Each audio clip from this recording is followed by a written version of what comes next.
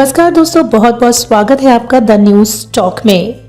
नमस्कार दोस्तों, आप देख रहे हैं द न्यूज टॉक। ट्रेन में सो रहा था आदमी, अचानक खींच दी जंजीर, बोला आगे पटरी पर क्रैक है।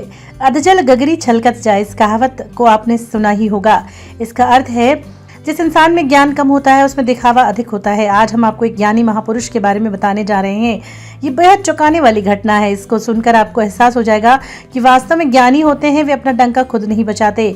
हम यहाँ भारत रत्न मोक्ष गुंडम विश्वेरैया की बात कर रहे हैं। वो भारत के मशहूर इंजीनियर, राजनेता और मैसूर के दीवान थे। उनका जन्म 15 सितंबर 1861 को कोलार जिले में हुआ था। उन्हीं की याद में हर साल 15 सितंबर के दिन को इंजीनियर्स डे मनाया जाता है। हम आपको उनकी जिंदगी का बेहद खास किस्सा बताने जा रहे हैं। उस वक्त अंग्रेजों का शासन था। आधी रात के वक्त लोगों से भरी खचाखच ट्रेन अपने गंतव्य की ओर बढ़ रही थी। ट्रेन में ज्यादातर अंग्रेज यात्री थे। ट्रेन के कंपार्टमेंट में एक भारतीय व्यक्ति खिड़की पर सिर टिकाकर सो रहा था। बहुत शांत और गंभीर था। सांवले रंग और मझले कद के इस आदमी को देखकर अंग्रेज उसे अनपढ़ समझ रहे थे। अचानक उस आदमी ने उठकर ट्रेन की जंजीर खींच दी। ट्रेन रुक गई।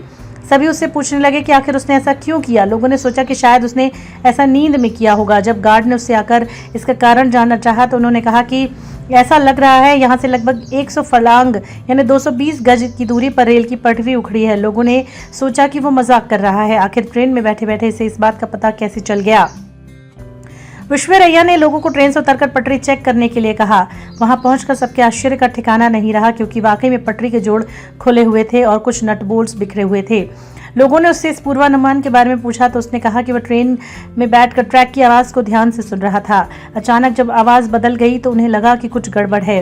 सभी यात्री उनकी प्रशंसा करने लगे। उनकी सूझबूझ से सैकड़ों की जान बची। जब गार्ड ने उनसे उनका नाम पूछा तो उन्होंने अपना परिचय दिया। डिब्बे में बैठे सारे अंग्रेज स्तब्ध रह गए, क्योंकि उस समय तक वह देश में मशहूर हो गए थे। यानी जिस इंसान को लोग मूर्ख समझकर मजाक उड़ा रहे थे वो वास्तव में एक ज्ञानी पुरुष थे। कैसी लगी ये खबर कमेंट करके हमें ज़रूर बताएं।